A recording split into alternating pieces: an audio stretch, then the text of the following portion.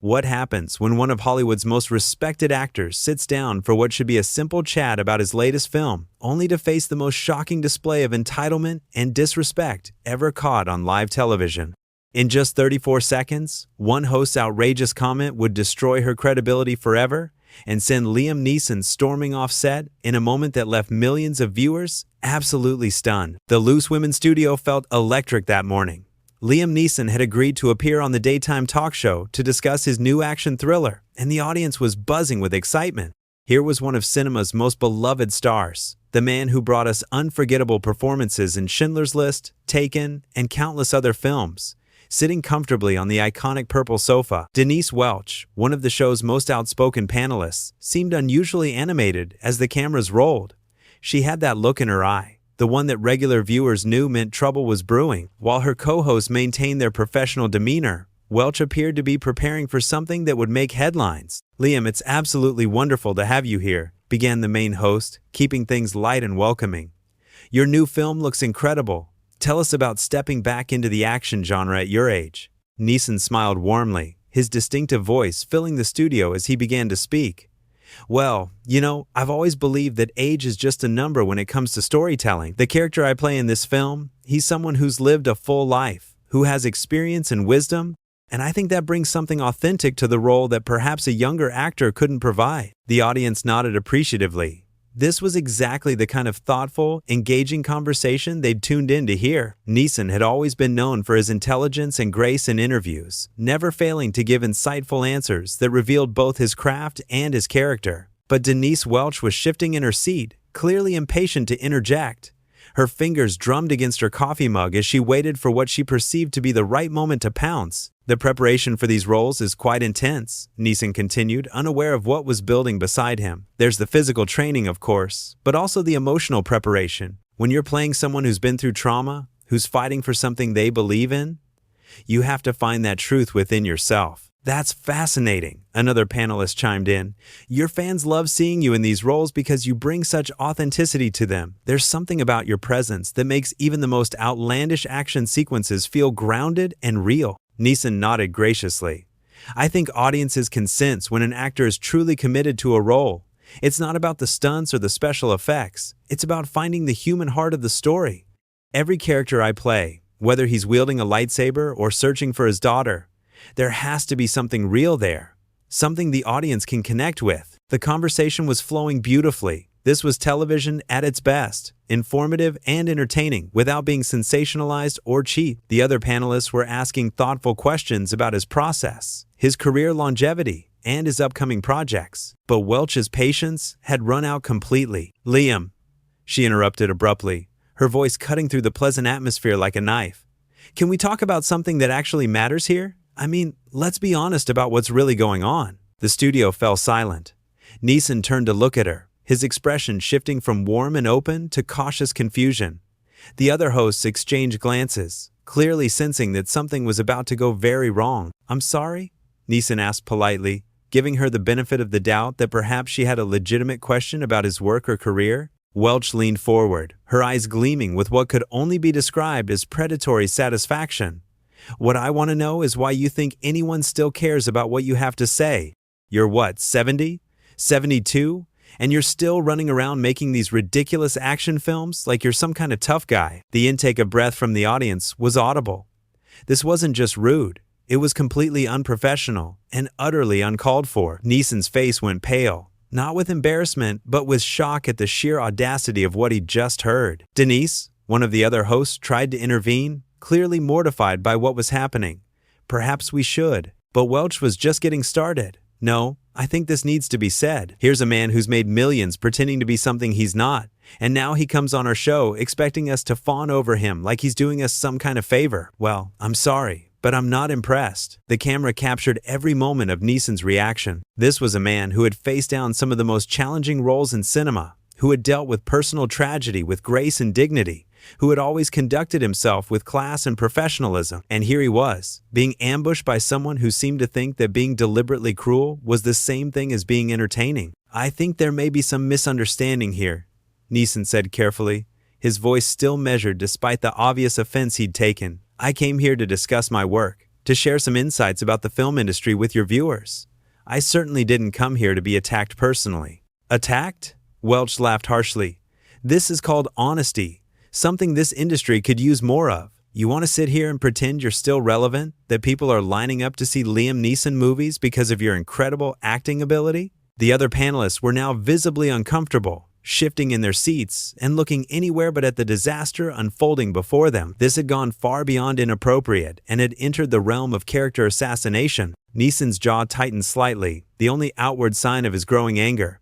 "I'm not sure what your point is, Miss Welch. Are you suggesting that my work lacks merit? That the directors who hire me, the audiences who watch my films, are all somehow mistaken in their judgment?" "What I'm suggesting," Welch shot back, her voice rising, "is that maybe it's time for you to step aside and let some younger, more talented actors have a chance. Stop clinging to your faded glory and accept that your time is over." And there it was. The moment that would be replayed thousands of times across social media, the comment that would define Denise Welch's legacy in the worst possible way. She had crossed every line of decency and professionalism, attacking not just Neeson's current work, but his entire career and reputation. The silence that followed was deafening. Even the camera operators seemed frozen in place, uncertain whether to keep rolling or cut away from what was clearly becoming a complete disaster. Neeson sat perfectly still for a moment, processing what had just been said to him. This wasn't about his film anymore, or even about entertainment. This was about basic human respect, and Welch had shown she had none to offer. When Neeson finally spoke, his voice carried a weight that made everyone in the studio realize they were witnessing something extraordinary. This wasn't just an actor being diplomatic in the face of rudeness. This was a man who had spent decades earning respect through his craft and his character, and he wasn't about to let anyone tear that down without consequence. "Miss Welch," he began, his tone measured but unmistakably firm, "I've been in this business for over 4 decades. I've worked with some of the most talented directors, writers, and actors in the world. I've never once claimed to be the greatest actor alive, but I have always tried to approach my work with honesty and dedication." The camera zoomed in slightly, capturing the quiet dignity in his expression as he continued. "What I find remarkable is that you've invited me here as your guest, and yet you seem to believe that gives you the right to insult not just me, but everyone who has ever enjoyed my work." Welch rolled her eyes dramatically, clearly thinking she was playing to some imaginary audience that shared her cruel perspective. "Oh, please, don't try to make this about your fans. This is about you living in a fantasy world where you think you're still box office gold." "Actually," Neeson replied calmly, "this is about something much more fundamental than box office numbers. This is about treating people with basic courtesy and respect, something that seems to be in short supply on this panel today." The other hosts were frantically trying to figure out how to salvage the situation. One of them attempted to redirect the conversation. "Perhaps we could talk about your upcoming projects, Liam. I know our viewers would love to hear." But Welch wasn't finished destroying her own credibility. "No, let's not pretend everything is fine here. I want to know why Liam thinks he deserves special treatment. You come on television shows, you get the nice, easy questions. Everyone tells you how wonderful you are. Well, not today. Special treatment?" Neeson's eyebrows raised slightly, the first crack in his composed exterior. "I was under the impression that basic politeness was standard treatment for any guest on a professional television program. Clearly, I was mistaken." The audience began to murmur among themselves. They had come expecting to see their favorite actor discuss his latest project, maybe share some behind-the-scenes stories, perhaps offer some wisdom about his long career. Instead, they were watching him be subjected to what could only be described as a public humiliation attempt by someone who seemed to think cruelty was the same thing as honesty. Welch leaned back in her chair with a satisfied smirk. "You know what your problem is, Liam? You've been surrounded by yes-men for so long that you can't handle it when someone tells you the truth. The truth is that you're past your prime, your films are formulaic, and you're taking roles away from actors who could actually bring something fresh to them." The audacity of this statement left the studio speechless. Here was someone who had never achieved even a fraction of Neeson's success, someone whose own acting career had been largely forgettable, attempting to lecture one of the most respected actors of his generation about his craft and his place in the industry. Neeson's response was swift and devastating in its quiet precision. "Miss Welch, I'm curious about something. In your extensive experience as a working actor, how many leading roles in major motion pictures have you been offered in the past, say, 5 years?" The question hung in the air like a sword. Welch's smirk faltered as she realized she had walked directly into a trap of her own making.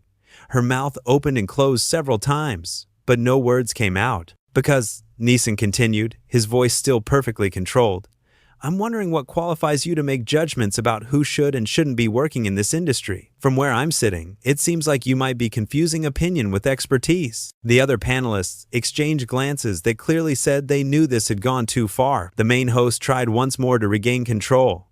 I think perhaps we're getting a bit off track here. Liam, your new film. But Welch had been publicly challenged, and her ego simply couldn't let it go. Don't you dare try to make this about my career. This is about yours, and the fact that you refuse to acknowledge that it's over. My career, Neeson said quietly, has been built on the support of audiences who choose to buy tickets to my films. It's been sustained by directors who continue to offer me roles because they believe I can serve their stories.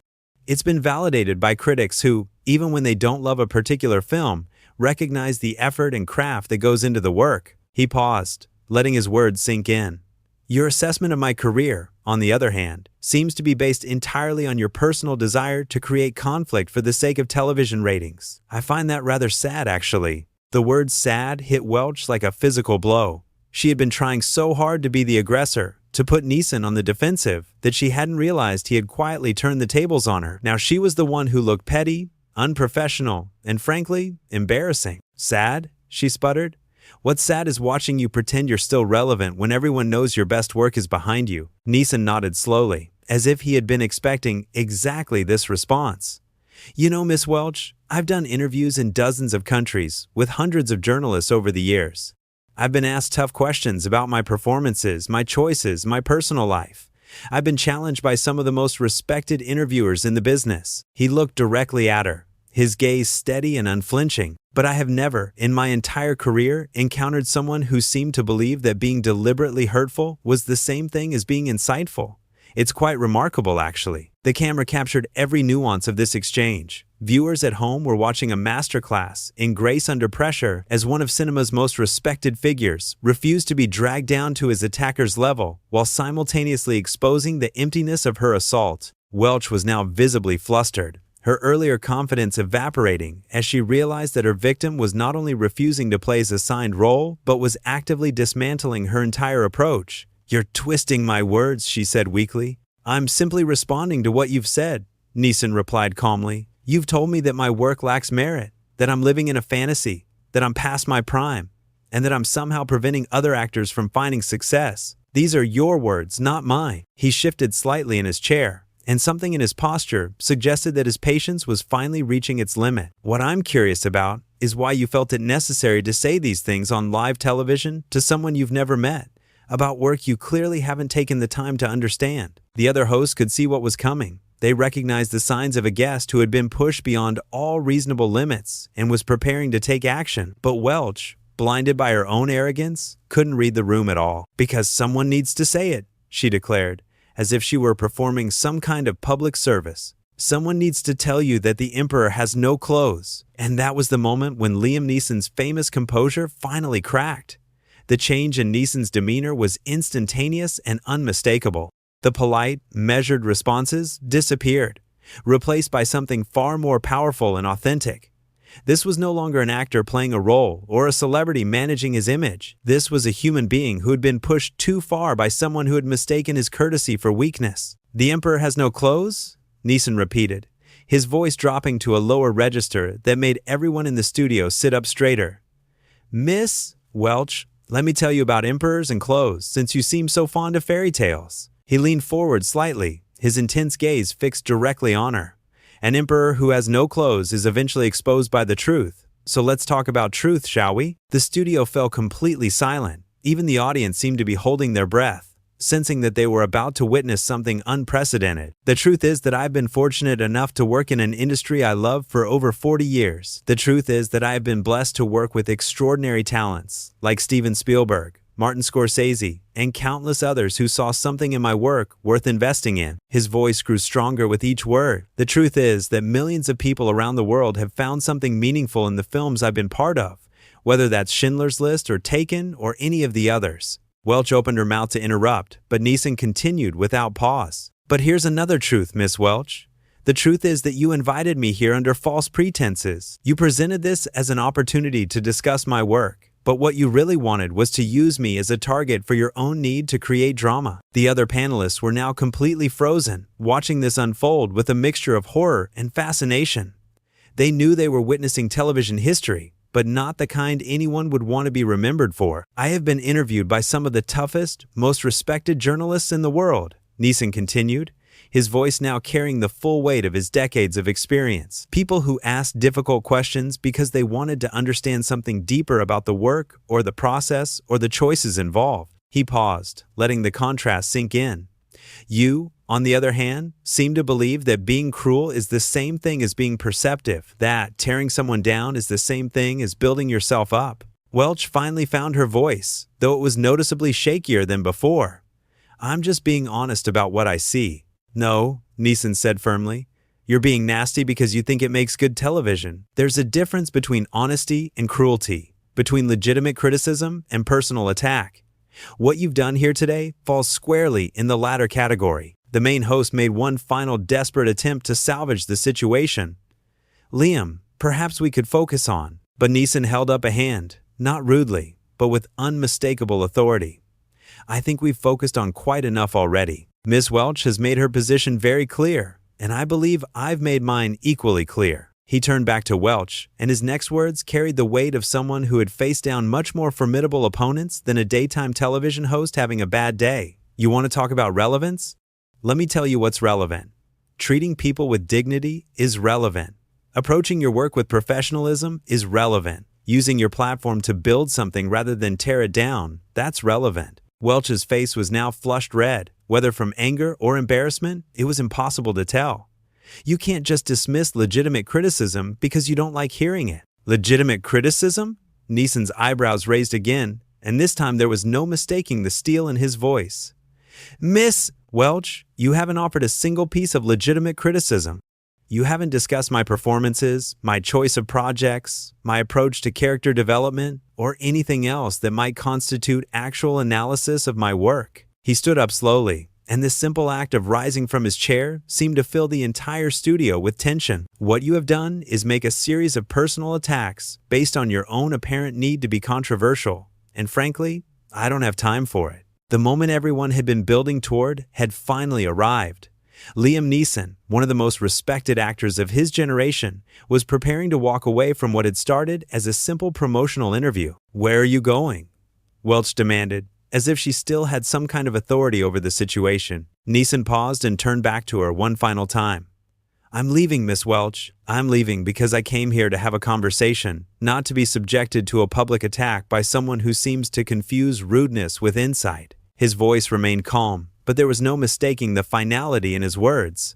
"I've been in this business long enough to know the difference between tough questions and cheap shots. What you've offered today falls firmly in the latter category, and I simply won't stand for it." The other hosts were now desperately trying to convince him to stay.